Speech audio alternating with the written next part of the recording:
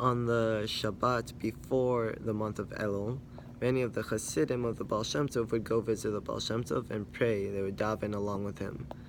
And so this specific Shabbat, a lot of the Hasidim came to daven with the Baal Shem Tov. And during the prayer services, or before the prayer services, the Baal Shem Tov said, all those who would like their prayers to reach heaven should pray along with me.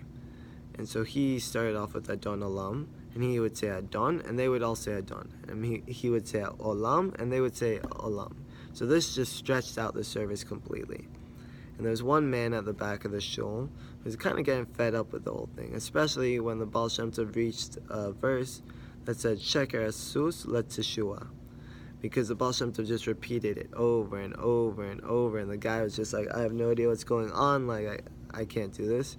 So he left the shul and he just finished davening by himself.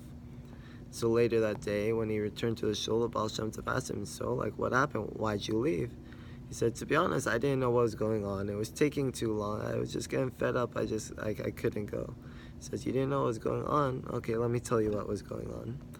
He said, one of my Hasidim, a man, was traveling here, but he didn't make it in time.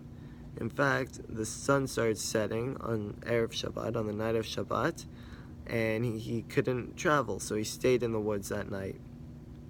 And when he was davening in the morning, a notorious robber / murderer heard about this and went to get him. And so I heard this from heaven.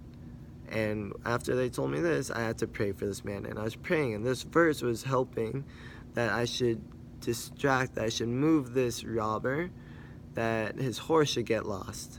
And it worked. The robber got lost, and he never found the chassid, and everything was okay. So the guy says, oh, wow, cool. I believe it, but, I need to see the proof. And sure enough, Sunday rolls around, and a wagon rolls up.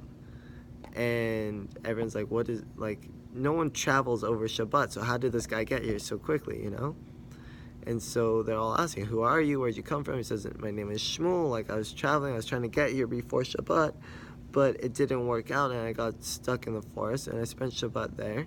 And it was such a miracle because I was davening in the morning, and I heard, the galloping of a horse. So I hid in the bushes, and sure enough, I saw this notorious murderer. His name is Ivan, that was known around these parts. And he was looking around. It was like he was looking for me. But he never found me, and he just left. He said it was truly my life was saved. I owe it. It was incredible. And then the Baal Shem Tov showed up. And so he ran to the Baal Shem Tov. He says, my Rebbe, I have to tell you this crazy story. The Baal Shem Tov says, wait. I want this man to hear it as well. So he brought over the other guy to confirm the story.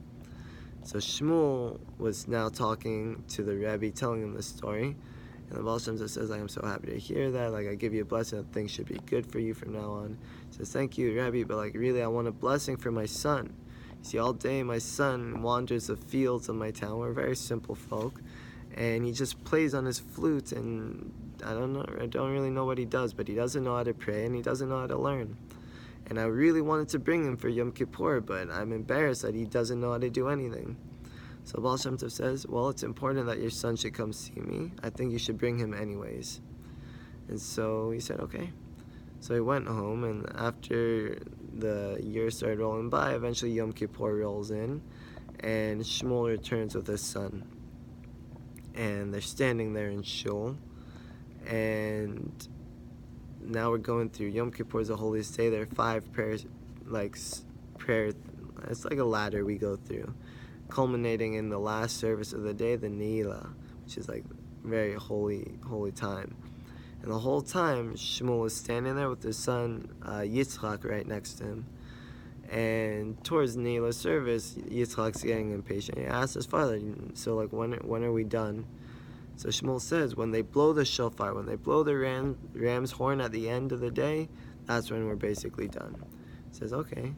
Now, Yitzchak's thinking to himself, well, if they can pray to Hashem with this ram's horn, then surely I could play with my flute, which he had in his pocket. So constantly he was reaching in and saying, no, I can't do it.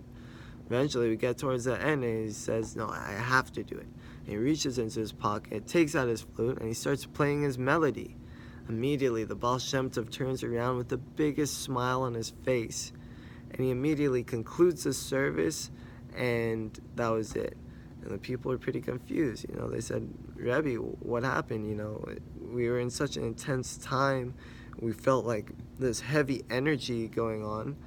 And then all of a sudden, you just concluded the service, and sure, we went overtime, but what happened?